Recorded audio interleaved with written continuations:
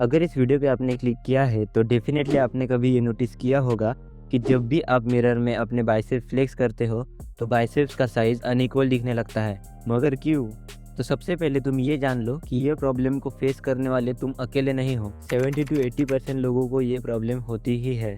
But don't worry, आज हम इस वीडियो में सिर्फ इसके रीजंस नहीं जानेंगे बल्कि इस प्रॉब्लम को कम्प्लीटली ठीक कैसे करना है इसके बारे में भी बात करेंगे। पहले तो ह्यूमन बॉडी परफेक्टली सिमेट्रिकल होती ही नहीं है। आपने नोटिस किया होगा कि कई लोगों के फेस असिमेट्रिक होते हैं, कई लोगों के शोल्डर्स अनइक्वल होते हैं तो कई लोगों के लेग्स।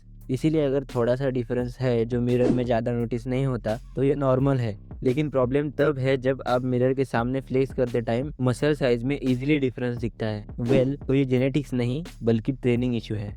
99% केसेस में इम्बैलेंस का रीजन होता है डोमिनेंट आर्म। राइट हैंडेड हो तो राइट आर्म ज़्यादा स्ट्रॉन्ग, ज़्यादा कोऑर्डिनेटेड एंड ज़्यादा यूज्ड होता है। वर्कआउट करते टाइम आप जब वेट उठाते हो तब आपका स्ट्रॉन्ग मसल ज़्यादा काम करता है जबकि वीक मसल बस उसको फॉलो कर रहा होता है। एंड तुम्हें लगता है कि दोनों आर्म इक्वली काम कर रही है जबकि रियलिटी में ऐसा बिल्कुल भी नहीं होता।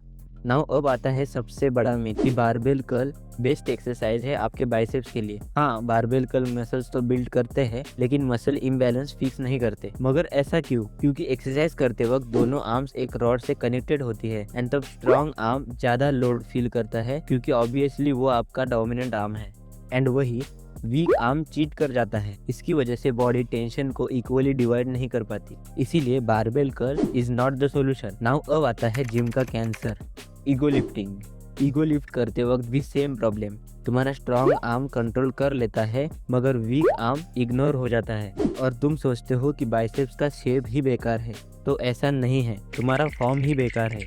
नाउ ये रीजंस लोग अंडर एस्टिमेट कर देते हैं। सोचो, फोन कौन से हाथ से पकड़ते हो, बैग कौन से शोल्डर पे होता है, लिखते कौन से हाथ से हो, तो काम कौन से साइड से ज्यादा होता है। 10-15 साल का अनइवन यूथ मसल मेमोरी बना देता है। जिम में तुम सिर्फ डैमेज कंट्रोल कर रहे हो, रूट कॉज तो डेली लाइफ में ही है। वेट उठाते वक्त मैक्सिमम प्रेशर स्ट्रॉन्ग आर्म पे ही आता है। इसको फिक्स करने के लिए सॉल्यूशन क्या है? फर्स्ट, लाइट वेट से फॉर्म परफॉर्म करो।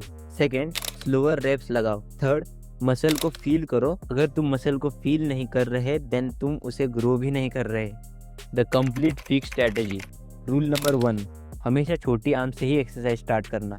वर्कआउट का फर्स्ट सेट स्मॉलर आर्म से ही होगा एंड जितने रेप स्मॉलर आर्म से हुए उतने ही रेप स्ट्रॉन्ग आर्म से भी होने चाहिए, उससे कम या ज़्यादा नहीं। रूल नंबर 2, डंबल्स पे शिफ्ट करो। मसल इम्बैलेंस को अगर कम करना है तो बारबेल एक्सरसाइज को कम करना ही होगा क्योंकि डंबल से एक्सरसाइज करने से तुम टेंशन को दोनों साइड इक्वली डिवाइड कर सकते हो। नाउ इसमें बेस्ट एक्सरसाइज कौन से है? तो इसमें फर्स्ट एक्सरसाइज है डंबल कर्ल्स, सेकेंड है incline dumbbell curls and third concentration curls. Note, ये एक्सरसाइज करते वक्त रूल नंबर 1 को भी याद रखना। Now rule number 3, tempo control. Rule याद रखो, 1 सेकेंड ऊपर मतलब squeeze and then 3 to 4 second नीचे मतलब स्ट्रेच। याद रखना, इसेंट्रिक कंट्रोल इम्बैलेंस का दुश्मन होता है। अब ये भी सुन लो कि कौन सी गलतियां नहीं करनी चाहिए। तो फर्स्ट, कभी वीक आर्म से एक्स्ट्रा सेट्स या एक्स्ट्रा रेप्स मत मारना। सेकेंड, हमेशा दोनों साइड सेम वेट ही होगा। तो ये बिल्कुल मत सोचना कि वीक आर्म से ज़्यादा वेट लेता हो ताकि उस पर ज़्यादा टेंशन आए। नाउ थर्ड मिस्टेक, ये सोचना कि टाइम सब कुछ ठीक कर देगा। टाइम कुछ नहीं करेगा जब तक तुम करेक्ट ट्रेनिंग नहीं करोगे। एंड हाँ, ये सारे मेथड्स यूज़ करने से प्रॉब्लम ओवरनाइट सॉल्व नहीं होगी। रिजल्ट्स विजिबल होने के लिए 4 से 8 वीक्स लगते हैं, पर अगर तुम कंट्रोल सीख गए तो मसल इम्बैलेंस की प्रॉब्लम डेफिनेटली कम हो जाएगी। और हाँ, मैंने बाइसेप्स के लिए एक अलग से वीडियो बना कर रखा है तो वो भी वीडियो देख लेना एंड वीडियो अच्छी लगी तो लाइक भी कर देना। See you in the next video.